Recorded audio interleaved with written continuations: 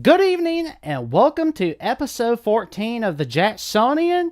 As I have with me is the strategy consultant, co-host of USC Postgame, co-host of the Pac-12 Chat Show, and the first-time author, Tony Altimore, as he has written an amazing ebook called Deja Vu, Wild History Timeline, Rise and Fall of the Pac-12, and the Pacific Coast Conferences.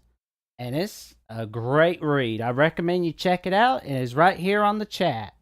Oh, thanks, Jackson. How you doing? I'm doing pretty good, Thanks, Tony. Jackson. How are you doing? you? Oh, doing well, thanks. Hanging in there. Oh, doing well, thanks. There we Hanging go. in there. Like, tell the audience a little bit about yourself, man.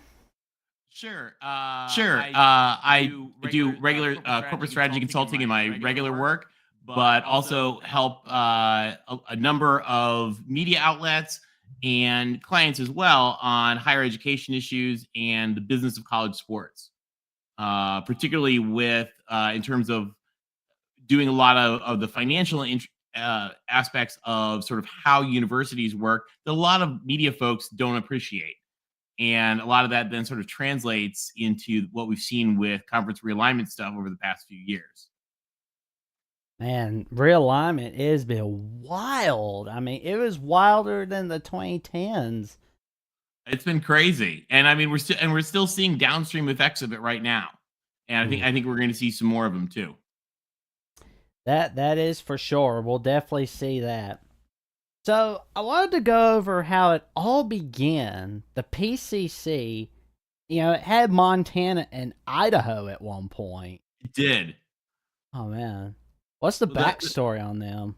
So the PCC was a weird league. So if you go back in history, the conferences really started really sort of run by the faculty athletic representatives, which is sort of like this. It still is an important position. When you hear about the NCAA conventions, it's really it's the faculty athletic reps that are doing the voting and stuff like that in the NCAA. And so the faculty athletic rep is like the president's ambassador to kind of oversee the athletic department on behalf of the faculty, and it's an esteemed professor. And so you had those very old conferences were run by the faculty athletic representatives. In fact, the Big Ten at the time, called the Western Conference, was completely run by its faculty reps and stuff like that. Well, the Pacific Coast Conference was started as well, very much under faculty control. And it was, if you imagine, I mean, in the old days, travel was much more difficult. And so you had what they considered at the time to be, the 10 most elite schools on the West Coast. And I mean, at the time, we're talking, early 1900s, Los Angeles was a dusty, waterless village. This is before the oil money, before the entertainment industry, before aerospace. And, it was Seattle and San Francisco were the big cities of the West. And then a whole lot of nothing, till you got past the Rocky Mountains. So these 10 schools got into this together. And then, of course, California blows up in the 1920s. LA becomes huge. And you end up with this weird situation in the Pacific Coast Conference, very different than a lot of other places. Because if you think about, like, for example, the SEC, like you have your academic snotty schools and you have your like big sort of sports schools. Well, in the PCC, you had the academic snotty schools were the good schools and were the big money schools. Because remember, at the time, before TV, all of your revenue was really derived from the gate. The PCC, they actually sort of owned a lot of the Rose Bowl money and the Rose Bowl rights at the time. And so, they got money from the Rose Bowl and they shared money from the gate. Well, you had this wild difference in stadiums and gate revenue. Because, for example, USC and UCLA shared the LA Coliseum, which at the time held about 105,000 people. Stanford Stadium held, I think, 85,000, and California Memorial Stadium held 80,000. Washington Stadium, I think, was 75. And then the other schools were just no revenue, anything. I mean, Idaho didn't really even have lockers or bathrooms in their stadium. Oregon State and Oregon had these decrepit little fields. Part of Oregon Stadium, which is the famous track field, was condemned up until like the 1950s. Like I mean, it was like unsafe to put people in there. So, I mean, I think the Oregon Stadium, even at its max, only held like 20,000. So the California schools would only play them at like a baseball stadium in Portland. To play Washington State or Idaho, they had to play at a high school field in Spokane, 90 minutes away. So you had all these tensions of the big money schools and then these small market schools, and they were very divided and they couldn't stand each other. And then you enter the element of this is before full ride scholarships were standardized. And so the Pacific Coast Conference did not allow athletes to receive scholarships. Oh, they weren't allowed to receive anything. So the alumni were having these like really sketchy slush funds to help like pay the athletes and pay their school expenses. Washington had this whole set up where they were paying to recruit kids from all around the country to come so they could compete. And in the 1950s, it really blew up with a series of scandals that burned the whole conference down and really caused the conference to split. And you ended up in a situation where USC and UCLA just finally had enough of the northern schools mooching off their financial value. And so they said, if you don't knock this stuff off, we're going to quit. Ooh. And they completely ignored it. And so together with Cal, USC and UCLA walk out the door. So then all these other schools, I mean, this was the Pacific Coast Conference. This is the big conference of the West Coast. They just lost their biggest brands. So all of a sudden, all these other schools wanted to join. And it would have been really, really easy for the Pacific Coast Conference to add them. You know what they did? They did nothing. Absolutely nothing. And they just sat there. And then a few months later, Washington said, all right, fine, we quit too. We're going on with USC and UCLA. And what's amazing to me is like that's literally what just happened again. Yeah. The same school itself did the same thing. And you hear, and the funny thing is if you look at the papers, you can put the newspapers side by side, the 1958 newspapers and the 2023 newspapers, it's the same article about Washington State being, quote, stunned at what Washington has done.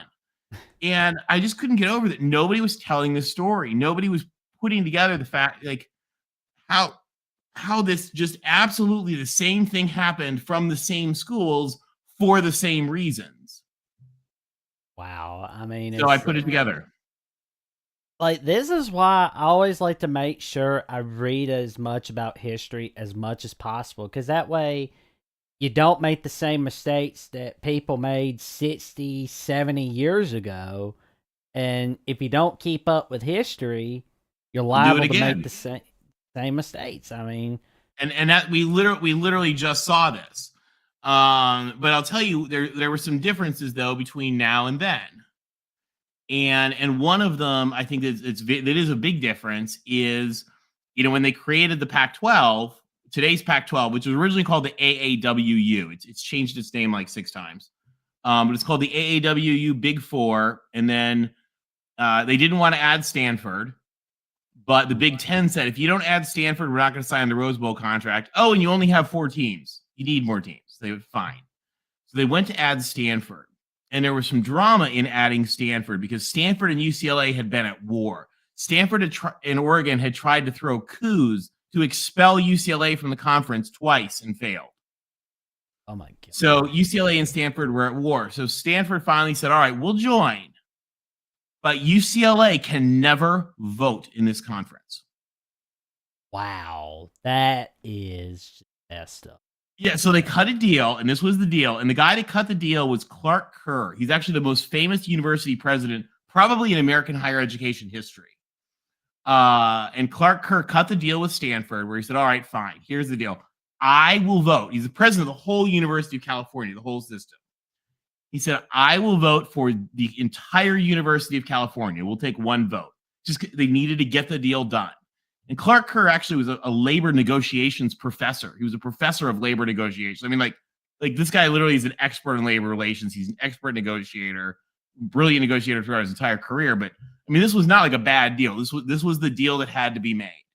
So for the first while in the conference, only the 4 presidents could vote. And it was only the 4 presidents.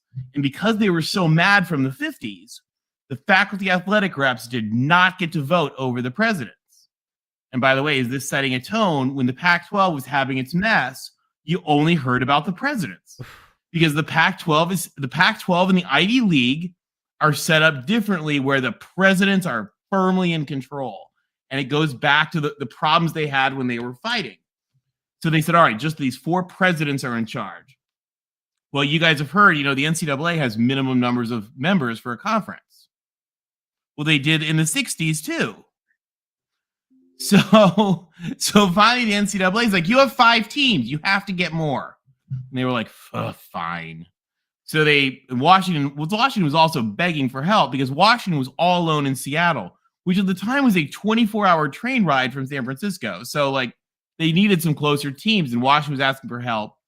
USC had a new football coach by the name of John McKay, super famous coach, who is still today in some categories the #1 rushing leader in Oregon football history, who'd come to USC from Oregon.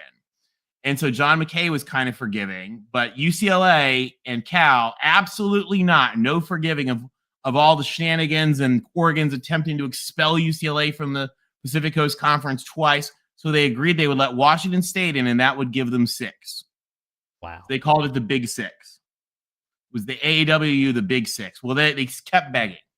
Please let us in. Please let us in. And they kind of flailed. And it's just like they're kind of flailing now. Like, oh, we'll figure it out later. Oh, we'll figure it out later. They were doing the same thing, waiting, begging to be forgiven.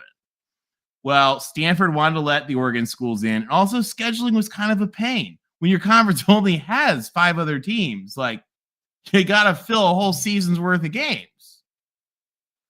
So they finally agreed. All right, they cut this very secret deal, and the meeting was so secret because people were so mad at Oregon and Oregon State that the president, again, only the presidents, met secretly at the St. Francis Hotel in San Francisco. And they made deals with Oregon and Oregon State, and they had to improve their admission standards because they really didn't have any admission standards. They had to build new stadiums. That's where you got Autzen Stadium. You got today's Reser Stadium had just been built. They were doing all these things because the Pac-12 was like, you are garbage. Absolutely not. You're not coming in. Okay, we'll build a new stadium. We'll change our admission standards. We'll do literally whatever you want. Meanwhile, today's Mountain West, which came from the WAC, was literally delayed in setting up because they were begging Oregon and Oregon State to join them. And Oregon State, they were screwing around with the Mountain West then. When it was the WAC in 1962. So finally they get together, the presidents get together, cut a deal with Oregon and Oregon State, and here's the deal. You can join, but UCLA gets its vote back. And you all have to build new stadiums and quit screwing around.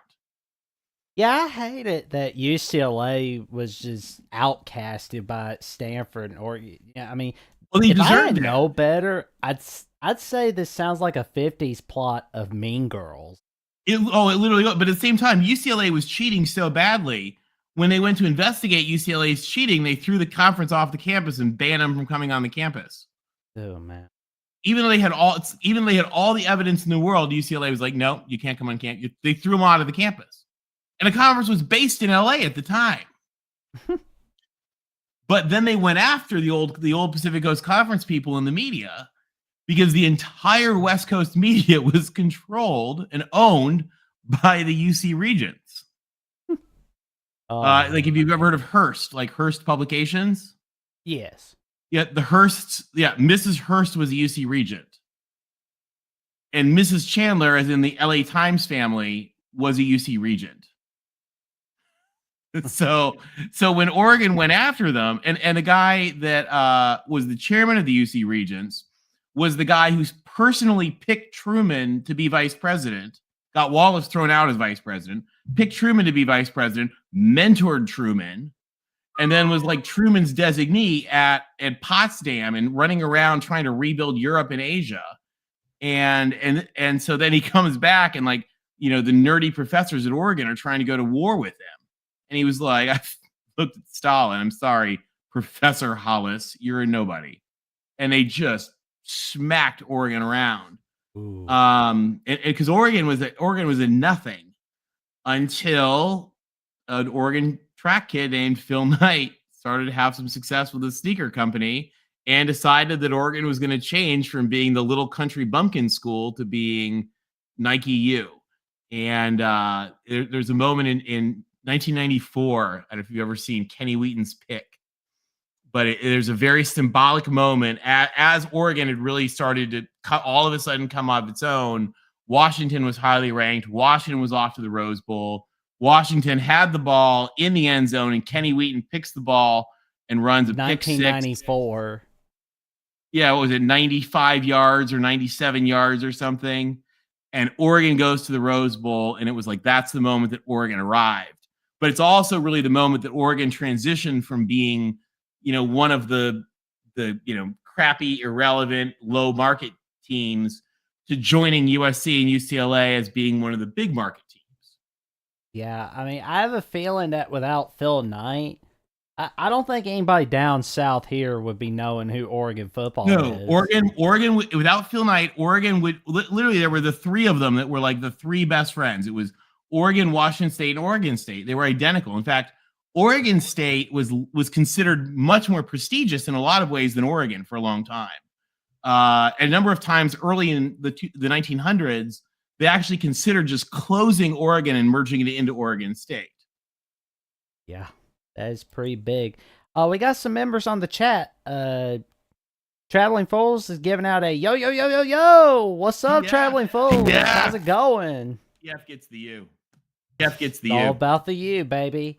There we go. And Hummus Hero is wishing us a good evening, and a good evening to you too, Hummus Hero. Hummus Hero. Thank you for commenting on the live chat. Thank you for watching and liking and commenting, subscribing. And he also says, Tony knows so much about the history of West Coast college football and all of the country, actually. He most certainly does. Thanks, man. I appreciate it. Oh, thanks, man. I appreciate it. It's crazy. It's wild, but it's crazy because it's fun, and I think it's really interesting because I think when we learn about that, we learn where we came from, and we're able to figure out a little better where we're going. For sure. And Troy V is coming on here, said, What's up, Troy? Never heard about the Oregon Donald Ducks until 1990. Yeah, no, they were nothing. I mean, they were just random. And remember, their stadium, guys, was condemned. Part of it was condemned. They literally couldn't put people in some of the bleachers because they were unsafe. So USC and UCLA and Washington too would only play them at the minor league baseball field in Portland. Oh man. Troy V, no worries. I just added that part about the Donald Ducks. It's just my personal nickname for him because they had that Donald Duck logo in the 80s. I found it on Wikipedia several years back, and I'm just like, I'm going to refer to them as the Oregon Donald Ducks from now on. Go for it. We call them the Quackers. Well, actually, you can call them the Web Feet. They actually didn't even take the Duck nickname until I think it was the 70s. They were called the Web Feet. Yeah.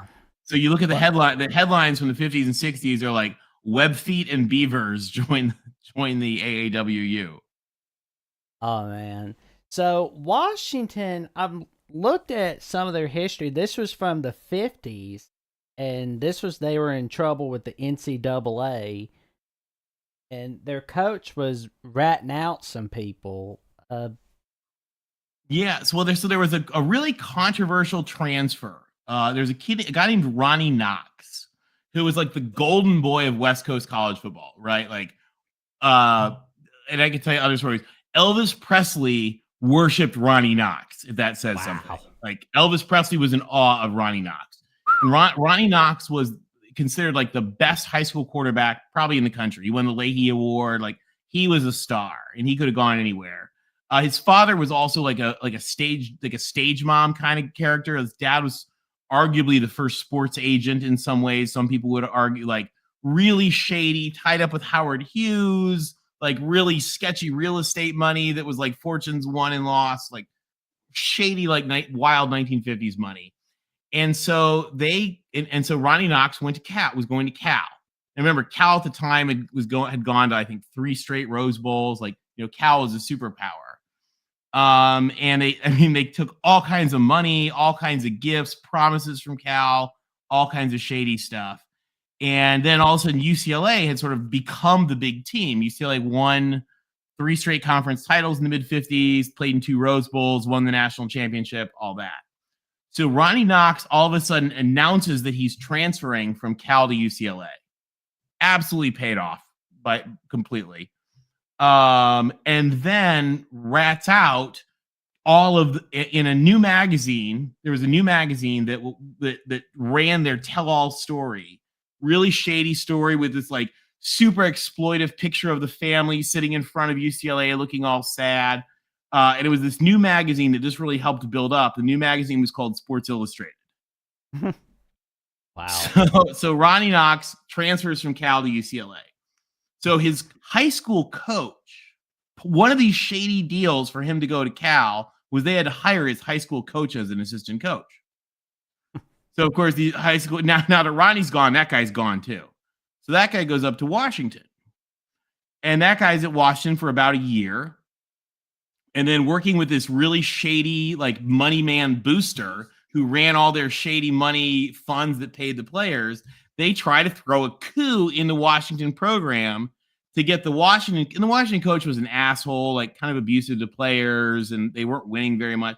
So they tried to throw a coup to get the Washington coach fired so this guy can be the head coach. And they do. They get him fired. But before this guy can make himself into being the head coach, the Washington coach, who was not very popular at the time, walks over to the newspaper and immediately rats out all of the cheating in the Washington athletic department. Oof. Well, rats out all the stuff that his own team has been doing. I bet that coach was out wearing a fake mustache in Pocatello, Idaho. Even worse, no, guess what he does then? He runs for lieutenant governor and wins for the next 32 years. I mean, you can't make this stuff up. How ridiculous is that? Oh my God. The Washington State Legislative Building is named after him. He somehow went from reviled football coach to run for lieutenant governor and wins for 32 years. So Washington then, they then fire this other coach who tried the coup. Oof. And the shady money guy calls his friends and gets him hired as the Washington State coach, where he helps install his like crazy throwing the ball offense. So when you hear about like how Washington State relies on the run and shoot, they've been doing that since the 1950s. Oh man, it all comes down to these deeply interlinked, like dramatic movie style messes between each other, which is why you look at the stuff going on today and it's like, okay, nothing's new. Wild, absurd dramatics from these same schools. Oh man, that coach ratting out everybody. I mean, now I'm thinking about that clip from George Carlin where he talks about rats and squealers, man. Like, and then runs Carlin's for talking lieutenant about guys governor. like that. And then he's a lieutenant governor for 32 years. It's the wildest thing. That's just so wrong. I mean, that tells you a lot. I agree. Oh, it was a mess. But I mean, and then, but what happened then is the way that what happened then, of course, is Washington gets in trouble, and Washington says, "Yeah, well, guess what? Here's all the details on UCLA because they're way worse than we are." So then UCLA starts to get in trouble, and UCLA refuses to let the conference come to the campus. They ban the conference people from entering the campus, like campus police involved, all this stuff. And UCLA is like, yeah, we all did it. By the way, here's all the details on Cal and USC. Oh my God. So you end up with 4 teams under crushing sanctions, just raging at the other teams that have given them this. Well, they've all ratted each other out. And then they tried ratting out Stanford, but Stanford was cheating in a little different way because Stanford was giving these like super over the top lavish academic scholarships. And Stanford's like, we would never do that. And Cal's like, you absolutely are. And then meanwhile, Oregon and Oregon State are also doing it. They just don't have as much money as the teams down south. So like, it doesn't seem like it. So yeah, it was just this ridiculous craziness. Again, in a lot of ways continues to relate today. And things just got so bad that they turned to the guy who's the most respected professor in all of the University of California, the guy who discovered plutonium and like helped build all the nuclear bombs, a Nobel Prize winner who loves sports, and he's like a crazy Cal sports fan. And so they said to him very quietly, "We need you to plan a new conference because we don't think this conference can continue." Oh, so he created today's Pac-12. And while he's creating that, Notre Dame wants it. So I don't. Do your folks know about the airplane conference plan? yes, I think Penn State and Pittsburgh were a part of that. And Yeah, so the AD at I Pitt. have it right here in my notes. Yeah, the AD at Pitt was the former Navy AD. And so he's an admiral, and he ran the USS Enterprise during World War II, but he's the Navy AD and then becomes the Pitt AD. Has a plan to get all three service academies together with Notre Dame, Penn State, Syracuse, and Pitt. And they're going to combine with the 5 West Coast schools, USC, UCLA, Cal, Stanford, and Washington, and create this new national conference. And Notre Dame really wanted this. So in Geneva, Switzerland, at a UN summit on nuclear weapons, the president of Notre Dame, who's the guy that is, the Touchdown Jesus statue? Yeah.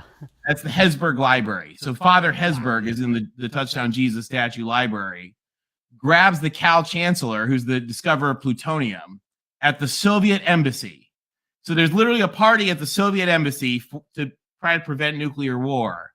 And Notre Dame's there advising the Vatican, and Cal's there advising the U.S., and instead of sorting out nuclear war, they spend the whole night planning what it would take to get Notre Dame into today's Pac-12. That would have been cool to see airplane conference. It would have been so cool. The plan falls apart, but the Pac-12 teams love the plan so much that they go and steal the Pitt AD and make him the first, what today is the commissioner. They didn't call it the commissioner at the time, because, again, they were super mad about the 50s. And so they said, we're not having a commissioner. They said, this is not a conference. This is an association. We have an executive director, because they were so mad about the 50s. The Pac-12 commissioner was not allowed to take the title of commissioner until 1986. That's how mad they were about the 50s. It took them 30 years to get over it. Talk about passive aggressiveness. Holy crap. Well, the Ivy League today still doesn't have a commissioner. They have an executive director. Same thing. Because that's the thing, is when they built their new conference, they really structured it sort of like partially copying the Big Ten and partially copying the Ivy League. And part of that like weird mix of DNA. And by the way, Cal and Stanford during this whole fight tried to join the Ivy League and were told no. Wow. So they really tried to structure it in this weird mix, and a lot of that weird mix is the same stuff that you hear today. Like Big 12 fans will be like AAU, whatever. Like, oh, to these schools that was a big deal. For sure. And we got some comments. Another comment from Traveling Fools. Always up for a Tony history lesson. So am I. What's up, DF? And LW says, "What's up, Jackson Tony?" What's up, LW? Right on, LW. Man? And Ben says, "Hey guys, sorry I couldn't make the show on time." You're good, man. You're all good. That's what reruns are for. You can check it out. Lives forever. When it's over and all that good stuff. You good to go. Like, you can check it out when it's not live, when it's live. That's what it's there for. And Jeffrey says, "Hey guys, what's up, Jeffrey from Only Talk Sports?" Jeffrey? He's one of the best in business, I tell you what. Oh, Jeffrey's Ben amazing. says, "I'll have to rewatch this one." Oh man, it's only gonna get better, my friend. It's only gonna get better.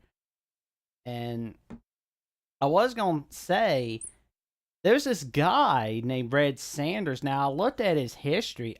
Dude was a winner at Vanderbilt. Oh, yeah, he was. And he was like the originator of the squib kick and the 4-4 defense. And, he was pretty good at UCLA, and he had a pretty good winning record. He's outstanding at UCLA. Because remember, before he got there, UCLA was nothing. Oof. Like they were dominated. Well, UCLA. Remember, UCLA was started as a junior college in 1919. So I mean, you and didn't even really start playing sports until like about 1927, I think, was their first football team or something. So like, I mean, they weren't even really playing USC and stuff until the 1930s. They didn't join the Pacific Coast Conference, I think, until 1927 even. So I mean, they were just because it was so new, and so they came out of nowhere, and Red Sanders was an amazing coach. I'll tell you something funny he did. I don't know if this is in. I don't think this is in the current version of the book. We're going to add it. By the way, if you download the ebook, I think the link is in the chat and link probably in the description. You'll get updates. So we're going to add an update soon. So get it now. It's like cheaper. It's like $3. I think it's going to be like $5 or something when we add all the stuff to it. But one of the funny things that Red Sanders did, UCLA, just like Cal, their colors were dark blue and yellow. Well, Red Sanders wanted to make it really hard to scout his team. Wow. So remember, if you guys have ever seen old black and white videos, monochrome, he figured out how to get their team uniforms to look monochrome with the grass. And that was to use light blue on gold, like bright gold pants. And in black and white film, that blends. It's the same color as the grass. It's really hard to see the players. And then to make it even extra harder, he went with this like really kind of like loopy circusy font and the numbers. Because they were in the old black and white films, it was really hard to read what number was on the jersey. So all of UCLA has this really cool tradition around their uniforms, but it's only based on making it really hard to scout, really hard to see their team on game film. Yeah, and I noticed that he had a pretty good win. Well, I mentioned that he had a win record against USC. He was great. Won the national championship, multiple 3 straight conference championships. And he was quoted as saying, "It's not a matter of life and death. It's more important than that." Yeah, Vince Lombardi took it from Red Sanders, actually. Oh man, the quote that's always attributed to Vince Lombardi was really from Red Sanders. And I think was it, and forgive me about the exact story. I probably should have had it. I think when he was at Vanderbilt, I think during World War II, I think wasn't Bear Bryant on his staff, and he made some snotty comment like, "Well, he's going to join the army." Oh man. And I mean, just like there was wild. Red Sanders was tough. He was a tough coach, and on his bad side. Well, but he also did not mess around. Like he had no qualms about the cheating that was going on at UCLA. And he was also a crazy hard partier. Like, I mean, just wasted, wow. like a 1950s character, but beloved in LA. And he just flat out said, well, the university president should stay in Berkeley and leave us alone. And so they were trying to figure out, crap, what are we going to do? Because they were pretty sure they were going to have to fire him because just blatant, shameless cheating wasn't stopping. And then right at the height of this mess, right at the height of when it was a problem, he died in a motel room with a hooker and his friend. Wow. It was had a heart attack there. It was yeah. Always, when I'm thinking of 50s. By the way, the San Francisco papers reported about her. The LA papers did not. Every time I'm thinking of a dude in the 50s, I'm thinking of a glasses, pipe, reading the newspaper on the chair. I'm not thinking of Red Sanders would kick your ass just by looking in a at motel, you. But yeah, it was a whole shady LA 50s wild party times. And the crazy thing is that Red Sanders, who was this very larger than life character, he was loud, he was everything. And their basketball coach was this very bookish, kind of nerdy guy who was just completely overshadowed by Red Sanders, just completely and totally overshadowed by Red Sanders. And it was a guy named John Wooden. Oh man. I heard that people called Red Sanders the Wizard of Westwood before they called John Wooden. John Wooden. Yeah, because I mean they both remember this was a junior college turn, because what happened, so UCLA started as a junior college, And the people of LA were like, no, we need us to be equal. So they were facing like revolt from LA voters. And so they agreed to make the new campus equal to Berkeley. So it was just like they were just like flinging money into building this new thing. They built the giant new campus right between Bel Air and Beverly Hills. Just trying to like pump money to build up this new school. So UCLA was kind of like this like crazy rich brash teenager who didn't care like anything about the world and just doing whatever it wanted. And it wasn't really until about the 1960s, and they after the mess of the 50s, they fired the chancellor. By that way, that was the other Stanford rule to join the conference, is they had to fire the chancellor. So they fired the chancellor. Stanford joined the conference. They went and got the chancellor from Kansas, a guy named Franklin Murphy, who's really transformed UCLA into really growing into its own. And, it really settled it down and just, and the school expanded, but just really sort of set them on a strategy instead of this crazy growth of like, we don't know who we are, really built UCLA into an elite school with elite athletics, like the highest standards of integrity, just really turned it around and was this deep, deep leader. And he had a guy who was his number two, a really young guy who then, when Ronald Reagan became governor, there were lots of fights in education. The chancellor quit, became the CEO of the LA Times. Mrs. Chandler stole him and hired him. And so the young guy immediately became the chancellor and was their chancellor for the next 30 years. And the really sad, and it was just amazing guy, Chuck Young, who unfortunately passed away this last weekend. And he was the last of like the great Pac-12 founders, like those like old school presidents. That was the last one still alive, unfortunately. I read that there was a fuss between Ronald Reagan and one of the UCLA guys to the point where Reagan promised to boot his butt out as soon as he became governor. Like, yes, it was the president of the systems, the guy Kerr, who created the whole system. Again, the most respected university president in the world. So what happened the University of California at Berkeley, they viewed themselves as this bastion of like intellectualism. And they were named after the guy who really created the idea of manifest destiny, was Bishop Berkeley, an Irish bishop in the 1700s.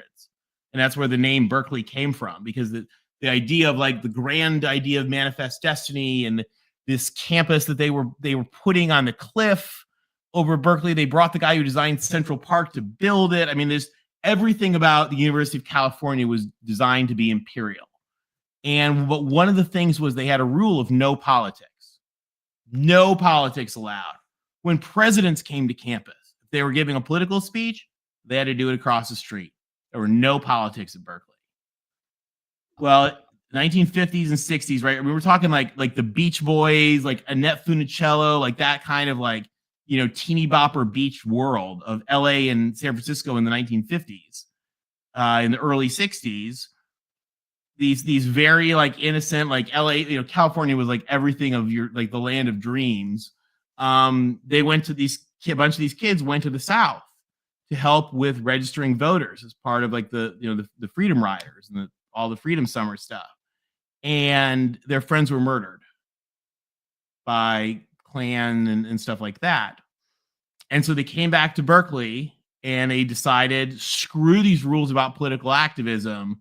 We are going to change the world. Like this, what is going on with the racial problem is wrong. We're going to fix the world. So the campus tried to crack down on that. Because they're like, well, we don't have politics. They started trying to arrest the kids for protesting on campus. So the arrests failed. The students surrounded the cop car. A student activist climbs on top of the police car, leads this whole giant campus protest, and the campus blows up into essentially 8 years of protest about free speech, civil rights, Vietnam, all this. Well, they were shutting down the campus all the time, all these problems. And by the way, the chancellor at UCLA was much better about, they did not have the same problems as they had at Berkeley. And so one of Reagan's big platforms is he said, we're going to shut that stuff down. We're going to shut down the student protests. And he said, the first thing I do when I'm governor is I'm going to fire the president of the University of California. Again, guy's been on the cover of Time magazine, like the #1 university president in the world. So Reagan becomes governor, very first Cal UC Regents meeting, fired. But he gets the last laugh because he's immediately hired by the Carnegie Foundation, where he creates that whole system you hear about colleges being how they're rated, like R1, R2, R3, the thing that colleges steer themselves to and model themselves to. So he really got the last laugh because every college in this country today aligns itself to the strategies that he designed. Wow. It's I'm glad he got the last laugh on old Death Valley days himself. So, Exactly. So that was pretty cool. And we got some more comments on the chat. LW says Tony's knowledge on the history of college football behind the scenes is unmatched. Oh, thanks, LW. I love how it hits history so much, right? I mean, like the elements of sports overlap with the elements of history. That they really. I mean, again, and by the way, the guys that are doing all this are like literally going and like designing nuclear bombs in their spare time. I mean, one of the funniest things, you guys know who Marv Levy is? Yeah, I think. Yeah, so. well, Marv Levy was a coach that nobody had heard of at the University of New Mexico. And all those professors that were going and blowing up nukes in the desert, all the Cal nuclear professors came back to Berkeley and said, "Hey, you got to meet the coach from UNM. He's really good. We should hire him." So they brought Marv Levy up to Cal, and he brought in I think it was a graduate assistant or whatever from San Jose State named Bill Walsh. Again, all because of nuclear weapons. Holy crap. Wow. And we also have some more comments. Jeffrey from Only Talk Sports says, "Thanks, guys. I love the history lessons, Tony." Thanks, Jeffrey. Fight on. And Ben has a couple of comments. "I'm waiting for the chapter on how this all relates to the Michigan allegations, because if there is a link, I'm sure Tony knows it." And how ridiculous is that mess right now?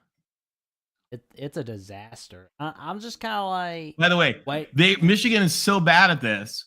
They make, I swear, it's almost like Michigan is making Jeremy Pruitt look like he has some kind of CIA level tradecraft with his like anonymous cash. Michigan was doing it in public Venmos. Oh man, they paid for their cheating in public Venmos. I mean, I'm like, what is wrong with Michigan? Good Lord, they are getting in all kinds of trouble, but I don't think they'll get vacated or punished this season. But I'm thinking that's more like after this season. I think it may take them a little bit. What'd you say?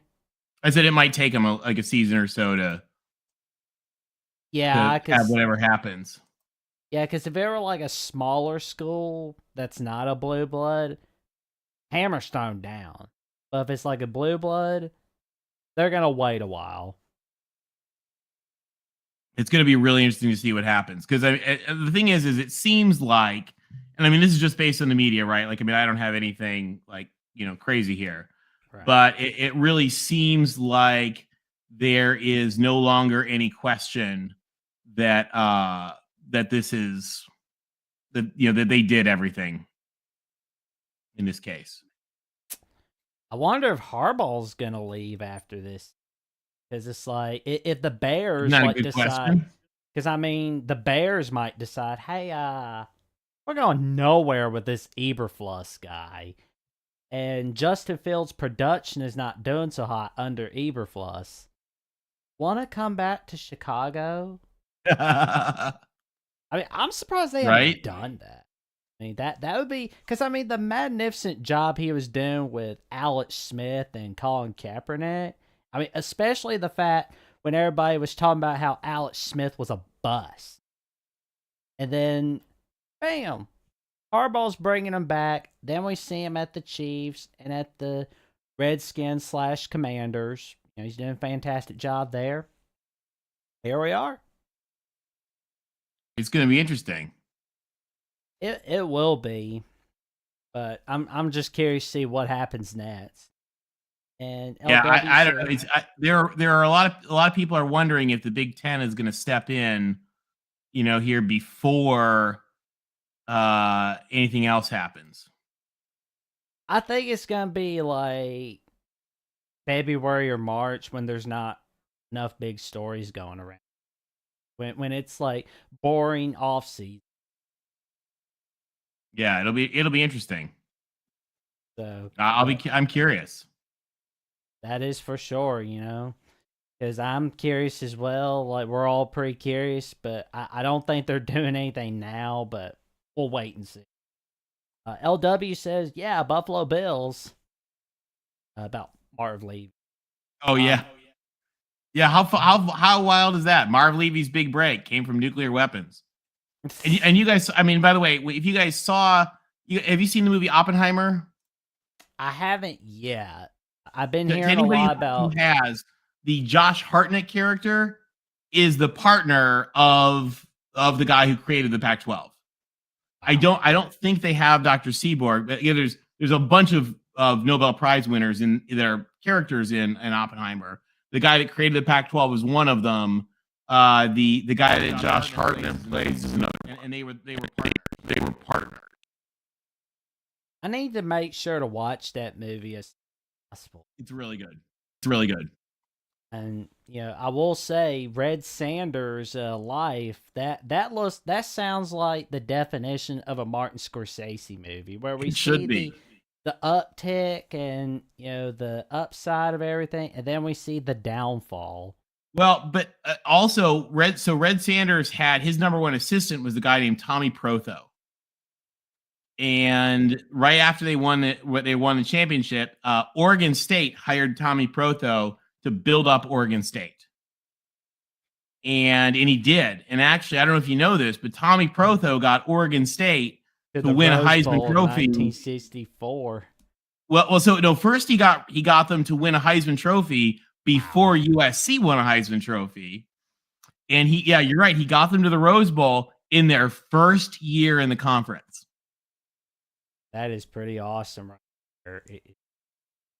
Yeah, go Beavs. Tommy Protho was the man. And so then UCLA brought him back, and he led UCLA to their heights. In fact, he actually coached against my dad when he was at UCLA.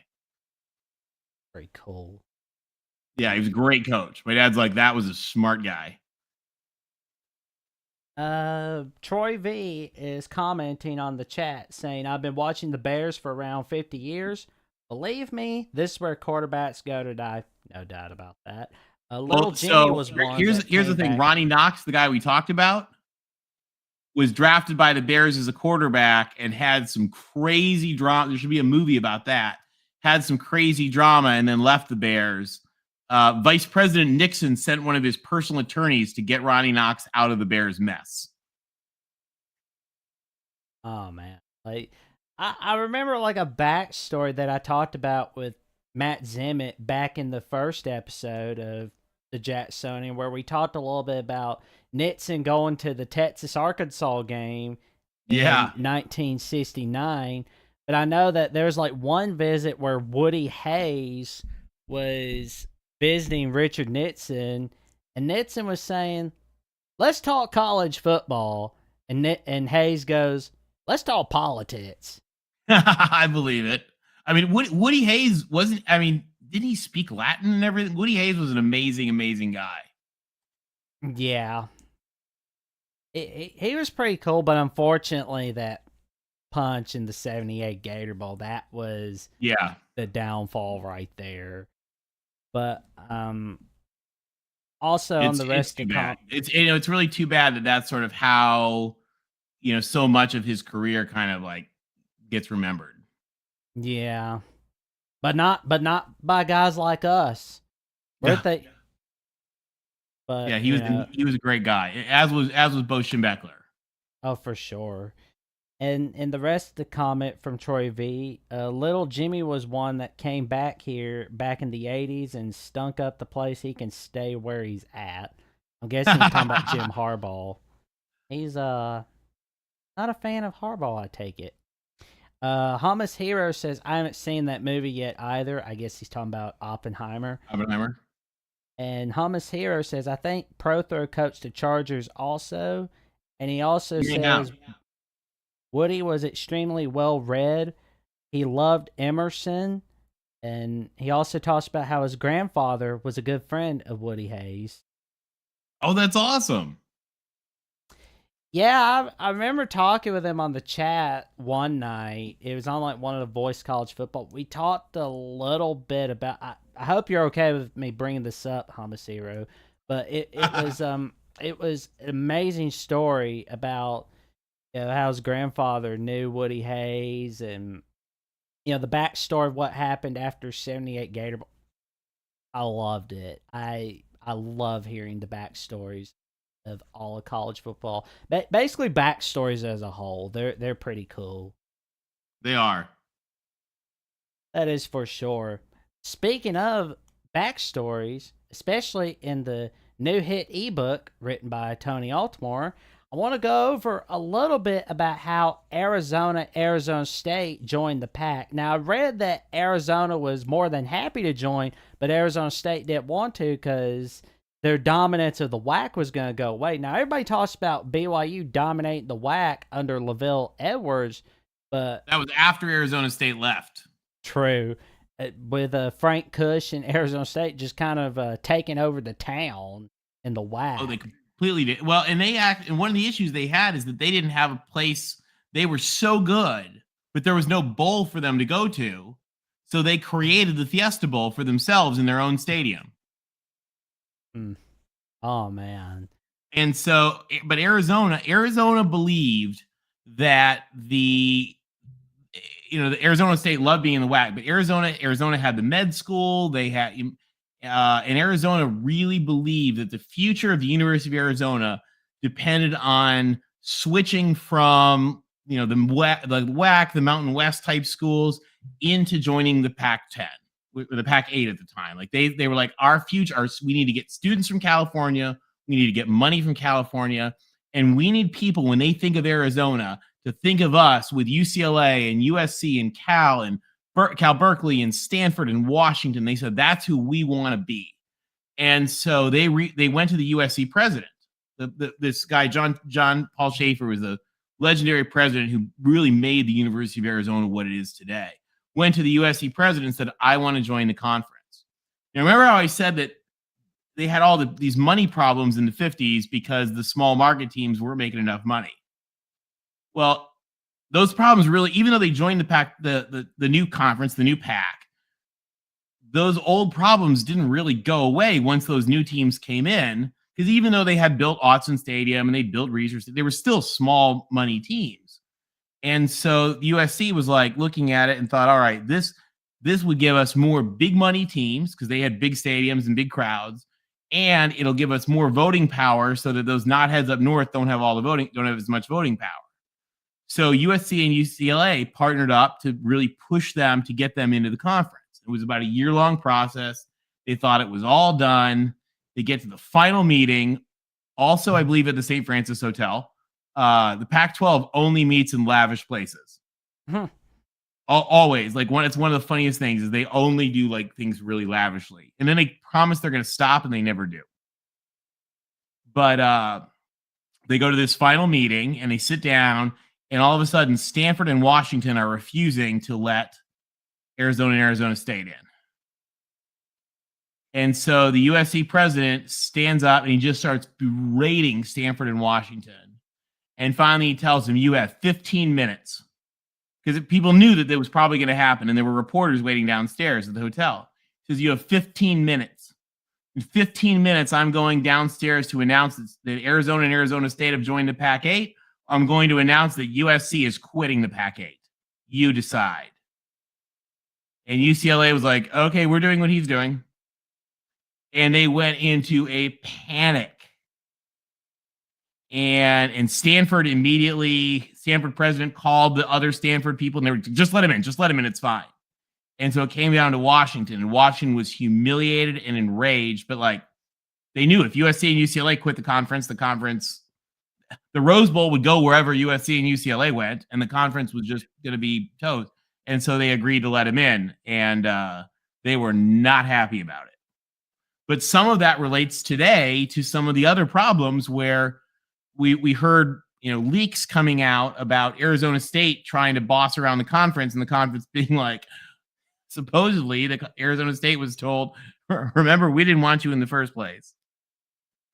58 years later, whatever, that hasn't changed. Shut up. Wow.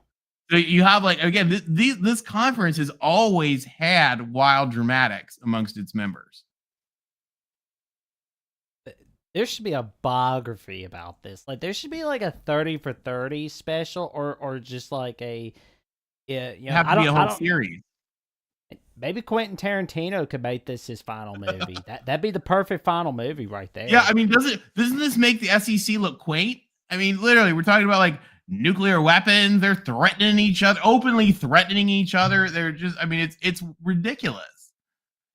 But again, you see sort of where this stuff comes from. So in 2019, UCLA or USC starts saying we're mad, we want to change, or we might quit, and they're probably like, okay, well, we've heard that from you before, and they weren't kidding. They weren't kidding then either. I didn't think USC, UCLA would leave for the Big Ten, because I was like, they don't geographically belong. But then at the same time, I'm like, I should have known better at the time, because the LA market, the freaking LA market, you got that. I'll tell you something else. I think this is in there too.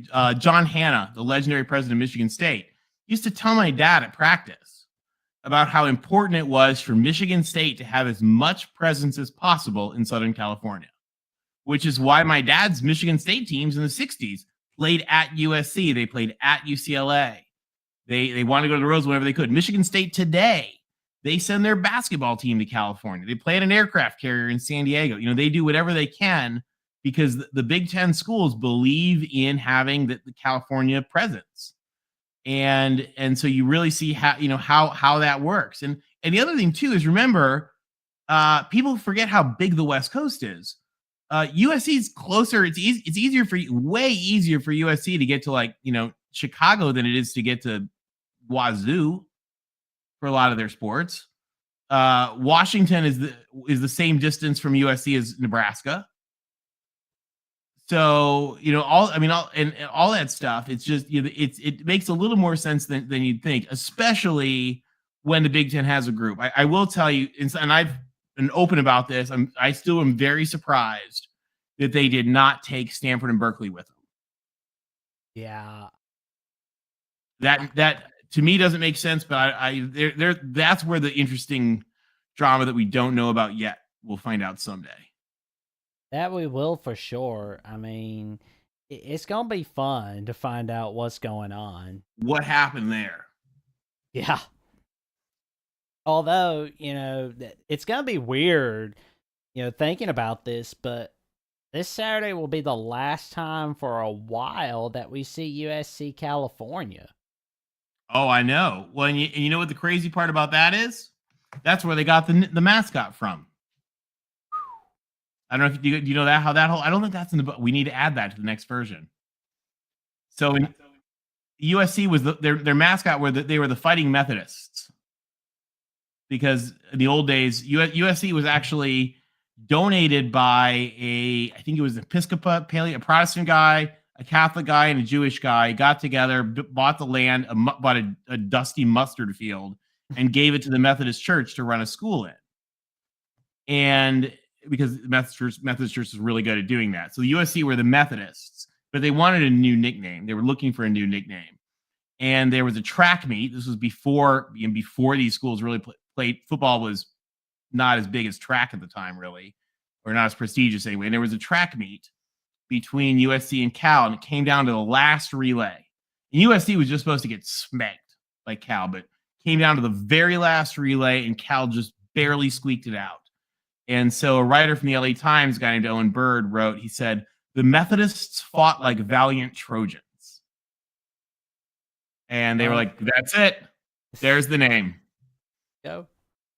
Well, let's see. We have some more comments on the chat. And speaking of Net's version of your ebook, Ben's got a little chapter idea for you. Uh-oh, what's that? Newts made the Niners. And LW says Frank Cush, such a football name. Ha. He was.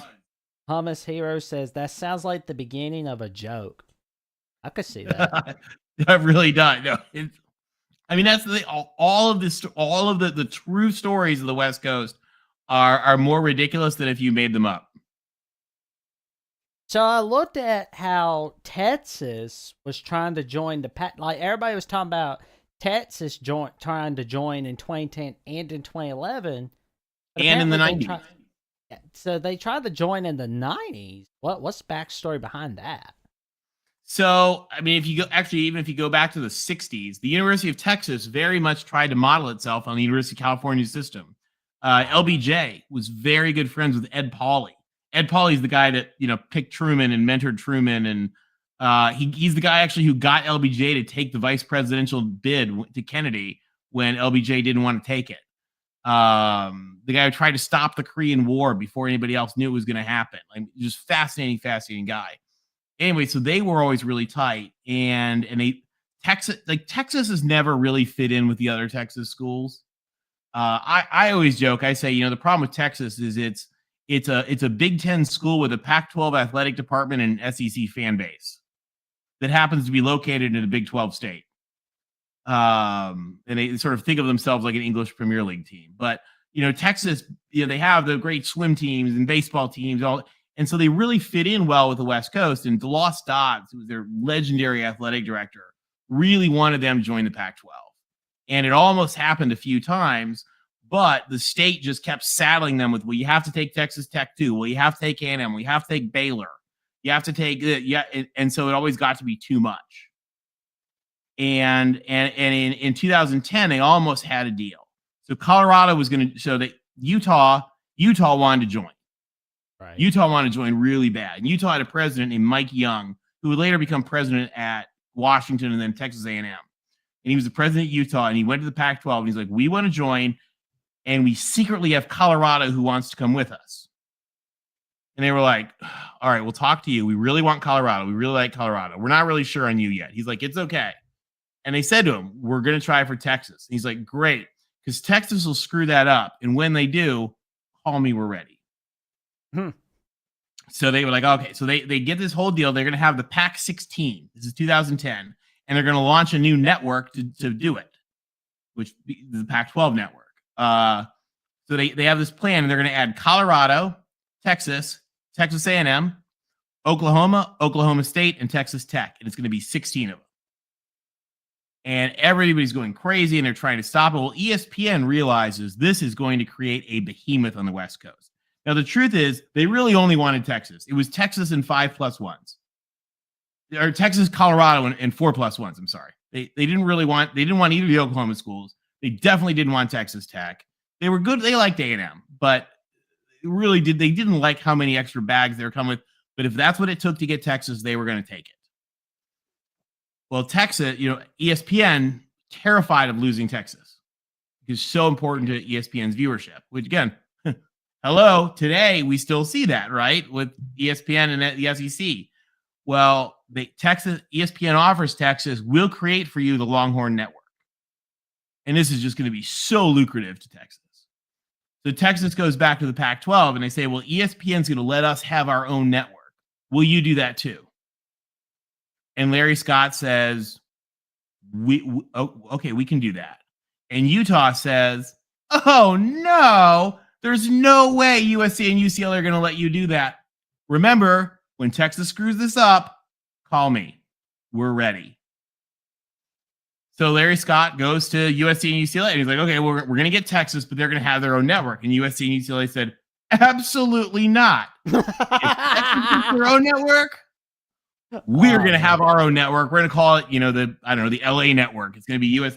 One of the weird things about USC and UCLA, and I think this is different from like Alabama and Auburn, USC and UCLA are very tight together and always have been. Like, they're big rivals on the field, but like off the field, they are like partners in crime. I actually did a thing today talking about Barbara Hedges and Judith Holland, who were the two ladies who built up women's college sports. one from UCLA and one from USC, like working together. So USC and UCLA work together. They're like, yo, we're going to open our own network. And Larry Scott, we can't do that because the Pac-12 depends on the LA network. You can't just have your own. And they were like, well, then Texas can't have their own. And Utah said, when Texas screws this up, we're ready, call us. And sure enough, 5 days later, Texas was out and Utah was in. And I'll tell you, the more I've learned about Utah over the years, the more I've become convinced they should have let Utah in the 60s. Utah's a great school. Utah believes in the Pac-12. Utah fit in the Pac-12. Utah fought for the Pac-12. But it's really funny because the whole time Utah kept telling them that Texas is going to screw. And the funny thing too is he understood it so well, and then later he became the president of Texas A&M. Wow. They should have listened to Utah. Yeah, Utah was like, it's fine. That's why Utah wasn't worried. The Utah president knew that Texas would screw it up, that Texas would demand things that USC and UCLA would not allow, and that then there would be a spot for him. Yeah, that whole catering to Texas is like the college sports equivalent of Will Smith catering to Jada Pinkett Smith. I mean, good grief. Like everybody does what Texas wants. But the thing about Texas is I think that they really need to be around more teams that are like them. And I think they'll be okay. I could be wrong, but I mean, that whole catering to Texas is what screwed up Southwest Conference. And in a way, I think it really hurt the Big 12. But now that Texas is out, they're like, we don't have to deal with their snotty, bratty attitude anymore. Well, and I'll tell you, that's one of the weird things where I think the Pac-12 failed. And by the way, they failed in 1958 and they failed again in 2022. Which is that the Pac-12 would have been just fine, but the Pac-12, these teams, it was like they lost their will to live. Instead of being like although the Big 12 tried actually to do something, but nobody wanted any of the Big 12 teams, so they were stuck trying to save themselves. But if the Pac-12 teams had just done anything, they could have survived. But it was like they didn't want to survive without USC and UCLA. And they could have. That hurts you in the long term. I mean, I think so. I think it was dumb. Yeah. I mean, I'm not turning down Texas teams. I'm gonna say yes to TCU, especially. They're a fantastic product on the field. Well, one of the issues, and I don't know if you saw this part in there, talking about what happened in 2021, right? When the Big 12 teams all try to join the Pac-12. They created a committee so that they were begging the Pac-12 to let us in. Please let us in. Please let us in. The Arizona president said we should just take them all. And the other 11 were like, absolutely not. Because a lot of the Big 12 teams have some problems that the Pac-12 teams weren't really interested in. Baylor has a lot of really, they're getting better at it, but they still have a lot of really bad homophobia problems. They discriminate in their school honor code. They also had like the rapes and the murders and all kinds of stuff going on. So like they weren't really interested in Baylor. But they thought, okay, should we expand? So the Pac-12 hired a bunch of consultants to study all the teams. They said, okay, you should expand. You should get into the Texas market. And the Pac-12 created a 6-person committee. And it was 3 presidents and 3 ADs. And the Pac-12 teams are all in pairs, right? There's the 2 in Washington, the 2 in Oregon, 2 in San Francisco, 2 in LA, 2 in Arizona, and the 2 mountain ones. And so of the 6, it was 3 presidents, 3 ADs, 1 from each of the pairs. So the USC president, Dr. Folt, who's amazing, she's phenomenal, was the LA person. And so the Pac-12 got together and they ran all the numbers and they said we should have 1 team from Dallas and 1 team from Houston. That gives us the huge markets. It gives us airport access, so it's easy to get to and from. Just like with, Salt Lake and Denver, if we're going far, we need to make sure they're big airports, all this stuff. They're great schools. And so they came up and they said, okay, so we're looking at Rice or Houston, and we're looking at SMU or TCU. And they said we should take TCU and Houston. And that was their recommendation in 2021. So they said, and they said we should take TCU and Houston. So they brought that back to their committee, and they were, 5 or 10 minutes or something into the presentation. And remember, USC was mad because USC in 2010 made more money from the conference than Alabama did. And we're talking like Nick Saban, national champions. USC was making more money from the conference than Alabama was. By 2019 and 2020, UCLA is making like half of what Alabama is. And they're miffed because of all of the issues from the Pac-12. So they get together for this meeting, and USC says, is this going to make us less money? And they said, well, it is dilutive, meaning that, okay, we'll add these schools, and then everyone will get less money. And USC said, we're not taking less money. They said, well, but this is smart. And then we get in the Texas market, and maybe the future market, maybe no. USC said, no. Do not bring us anything that gives us less money than we have now. Because we don't think we have enough. And again, 2 years earlier in 2019, USC publicly stated that they would consider leaving the Pac-12. They said the quote was, all options are on the table, because they needed to close the revenue gap to the SEC. So USC killed the expansion. And UCLA. I mean, together, they were like, no, we're not going to take less money to add TCU in Houston. And there's a big controversy about that. People think like USC did it for the Big Ten. No, that's not why. It just had to do with the fact that USC said, we're not going to allow anything that gives us less money. And that was well before all the Big Ten stuff. So I read in the ebook that the Pac-12 was offered by ESPN to have ownership, where ESPN was going to own them, just like how they do the ACC and the SEC network. They offered to take it over. Turned them down. So here's the thing about the Pac-12 network. Right. It was a really good idea that they screwed up in a lot of ways. They screwed up the distribution. They screwed up a lot of things about it. But I don't believe that was the real failure of the Pac-12 network. So first of all, their goal with the Pac-12 network, the reason they wanted to own it is they wanted to sell it. They wanted to do what the Yankees do, what the Mets do, what Madison Square Garden does, which is you own your channel and then you can like sell part of your channel. You can make money from this. And their goal was that in 2024, they were each going to make like $100 million off this thing. That was their goal. But they needed to have it be profitable and make money. Well, I believe, again, they screwed up. They didn't get it on DirecTV. They screwed up the format. It was 7 feeds instead of 1. Just all these dumb things. But I believe personally, this is just my Tony opinion, the real problem with the Pac-12 network is that it happened to launch at the worst time in a generation for USC, UCLA, Arizona State, Colorado, and Washington, and Cal. So 7 of their like 9 most important teams sucked for that decade. And here's the thing. I mean, those teams, if you thought about, like, imagine if you had Aaron Rodgers versus Matt Leinart on the Pac-12 network, which, by the way, those games happen. Like, right. Do you think DirecTV would have had to find a way to put the Pac-12 network on its thing? I think so. Yeah. I mean, I don't see why they wouldn't. Nobody cared enough to force DirecTV to have to put this stuff on the platform when it was Clay Helton's team versus like Sonny Dykes' awful Cal teams. Yeah. So nobody wanted to watch. So you had this you screwed it up in the process, but then you also didn't have games on it that people wanted to see. And so in 2016, they were like, well, if we can get the teams to be better, it'll be better. And so, and I think that was, you're totally right. It was a huge mistake. The ESPN offered them a chance for ESPN to take over the network, pump a lot of more money into it. And they turned it down. It was a huge screw up. But again, I believe that for all the Pac-12 failures, I personally believe that the biggest one is that the important teams were all bad during the decade that it was out there. So I read about Larry Scott, and this dude was a complete total disaster throughout his whole tenure. He was. Then I see George Kliavkoff and how he got hired.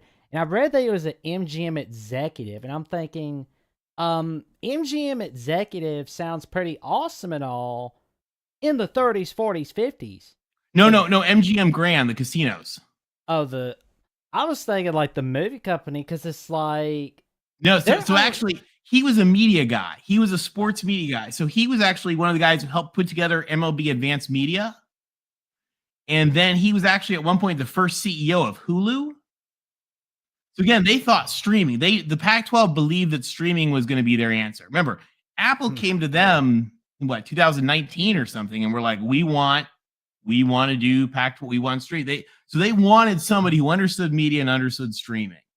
And what he did is he actually ran all of the events, like the sports and events and everything for MGM Grand, the huge like global casino company. Yeah. And so he had the sports background, he had the events background, he had this media background. So I mean, and he really had the right background. One of the other things that he came in and did is he said we have to be good at football again. And look how well they've succeeded. Like he led this drive to make the whole conference good at football again. The problem was, I think he misread the presidents, he misread the room, and they didn't get the deal done. Now, from what I understand, they kept having, new bidders were coming. Like they really just needed a little more time, but they didn't have time. They needed to get it done, and they didn't. They needed to expand. They could have expanded. They could have stabilized the conference, added San Diego State and SMU, and then stabilized. And they just didn't act. But he is largely at fault. But it's really the presidents who didn't act. But yeah, it was like, it's like you said, the MGM Grand, that's pretty awesome. But the movie company, they're not exactly like they're owned by everybody. I mean, Warner Brothers owns them, Amazon. Yeah, so the movie company and the gaming and the casino company, I think it was a branding thing. I don't know when they split, in the 60s or something. Yeah. I'm not sure exactly, but yeah, there's no tie between them. Maybe the 80s, whenever. There's no tie between the two. Yeah, I mean the movie company's Dungy. Yeah, Esther. But that's another time for no day. I mean, like the fact that they don't even own their stuff that they created. It's all owned. Yeah, the movie. He doesn't have anything to do with the movie company. Yeah, but I do wish the Pac-12 would survive, but honestly, I'm just not seeing it. I feel like the plug could be pulled at any second. Well, it looks like Oregon State are going to use. You remember that same rule they used in the 50s when they created the Pac-12? They had fewer members than they were supposed to. It looks like they're going to try. I don't know if they're going to succeed. We'll find out in the coming months. They're going to try to be a 2-team conference, a Pac-2, for 2 years. Well, I hope it works out for them. Me too, because their fans are wonderful. Their fans deserve better. Because, I mean, like the fact that the Conference USA has more conference members at the moment, that's kind of scary, right? Well, part of the problem, at least I think for Oregon State and Washington State, is they don't want to take the step down. Because once you take the step down, it's real hard to get back up. True. Like what if the Pac and the Mount West merged together and they became a power conference together? Well, that's one of the big things is people think actually would be a reverse merger. Like the Mountain West would come into the Pac and then take the Pac name. We'll see. I mean, I think that's the smartest idea, but I think that they're going to try to take at least 2 years and just, I mean, again, we'll see it because a lot of it has to do with money. A lot of it has to do with money that the Pac still has coming in. It's deal with the CFP. Their deal with the money that they're getting from the last 6 years of basketball tournaments. It's a 6-year rolling process. You get paid for the basketball tournament. So the thing is they go to the Mountain West, if they lose all that, there's a whole lot of money still there that I think Washington State and Oregon State are going to try to capitalize on. And they're in mediation right now. So the next hearing in court is on the 14th of November. My personal guess, this is not like inside information, but my guess is that they will have a mediated solution before that. I hope the solution comes real soon. I am looking forward to that. Me too. Because, I mean, Oregon State's a fantastic product. Oh, and Washington Good team. I mean, Pullman, the Washington State logo itself, it's great, is a staple on college game day. It's a staple of everything. Exactly. I mean, it's just it would be a shame to see them get messed up. I don't I want to see agree. anything bad happen to those two. And I I'm impressed with the production that Oregon State's had this season. Like, how awesome would it be if they won out the rest of the way? I mean, they'll have to get through Arizona. No, I mean, Arizona's kind of scary this season. They're kind of just no one's really talking about them, but they need to watch out for them. And I know Tim Prangley talked about Washington keep Arizona being a close game. And how everybody was talking about USC Arizona being close, but everybody conveniently forgot about Washington Arizona. Yeah. So I'm making We'll see sure what I happens. won't. I'm making sure I'm not forgetting that, but I'm also making sure I'm not forgetting the fact that they kept it close with Mississippi State. Exactly. Who knows? We'll see what happens. It's going to be wild. It's Pac-12 after dark. Anything can happen. I'm making sure I'm staying up till 1 a.m. for that game. So it's I like kind of it. like it's like my own little personal sleepover. Sleepover for college football fans for sure. I hear you. I'm on the East Coast, so I get it. I'm in Eastern time. Yeah, you're in the future. You're an hour ahead of me. Exactly. How's the future looking, good buddy? It's good. Go. I'm loving the future. It's looking great here. It's And good. Grab some late dinner and it'll be good to go. Oh, there we go. And Hamas Hero says eventually streaming probably will take over, but we aren't there yet. Well, and that's the thing is, you could even argue the Pac-12 was 10 years ahead of itself. So, but the problem is 10 years ahead of yourself doesn't help you if you're not around in 10 years to benefit. True. And LW has a question for you. He asked if you know the real story of when it was rumored years back when Texas and Oklahoma were going to go to the Pac-12. I've heard different versions. Curious on your.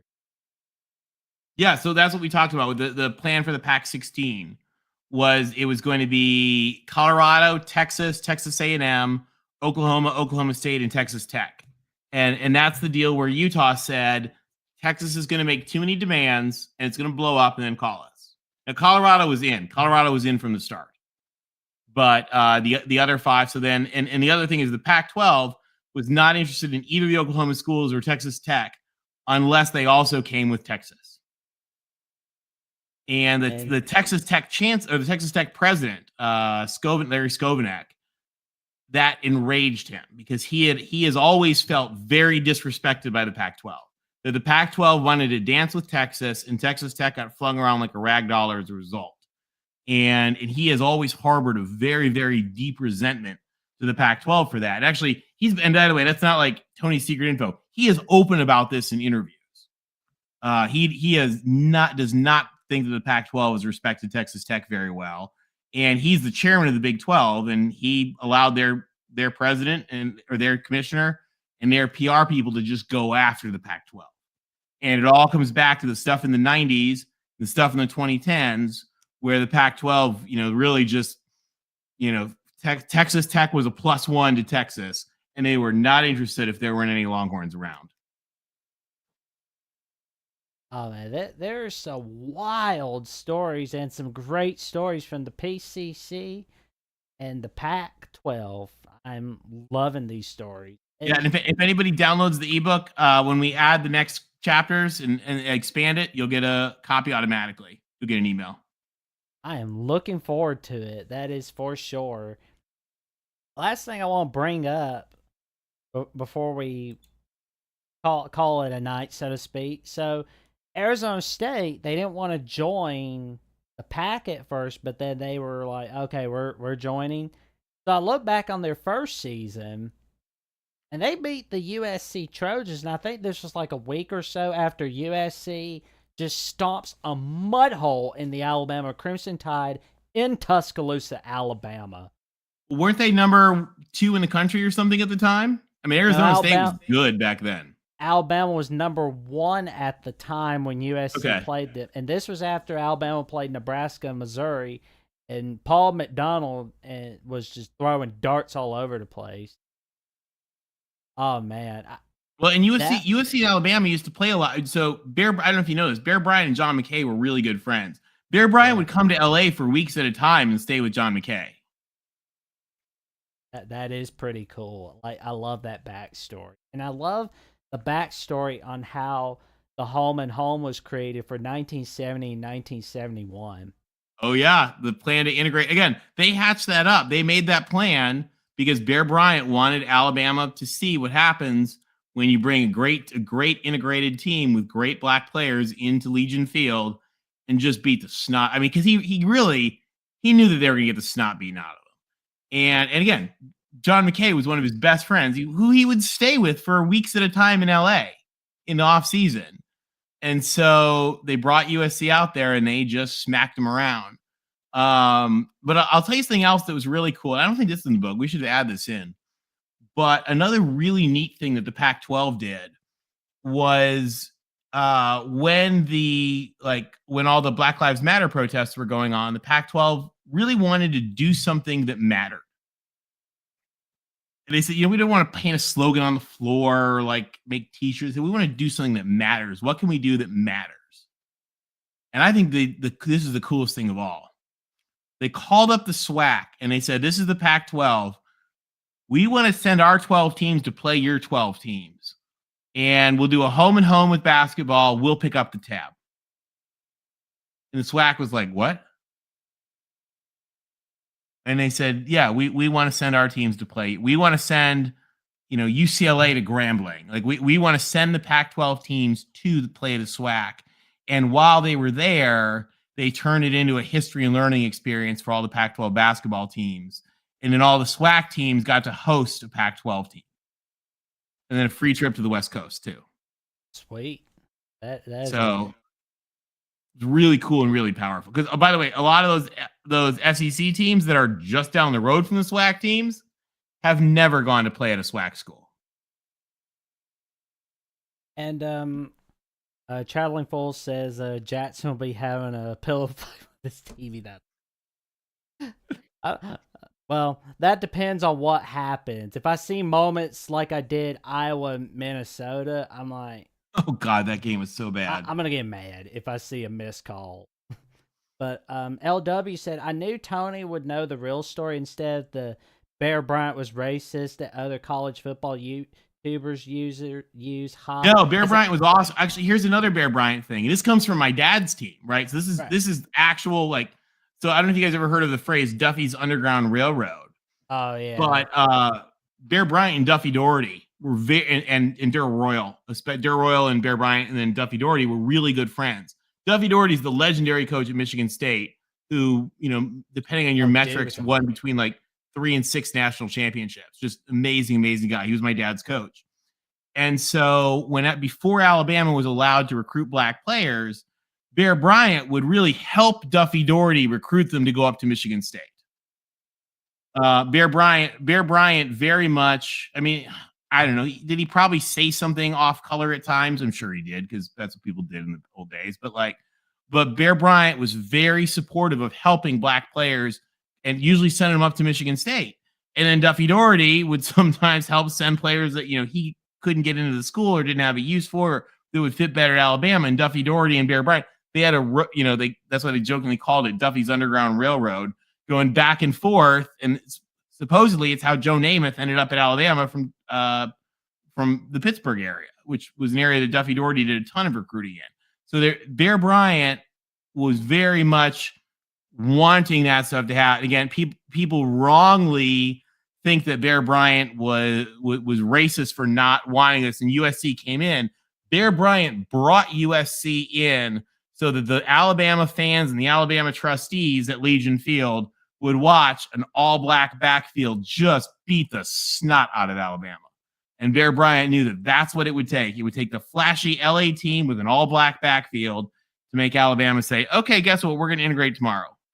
And supposedly, Bear Bryant had already prepared, and you guys from Alabama, you guys know the stories better than I do, so I don't want to I don't know the exact details. But I believe Bear Bryant had already prepared his black recruiting class at the time. Like, he was ready. So I have all the respect in the world for Bear Bryant.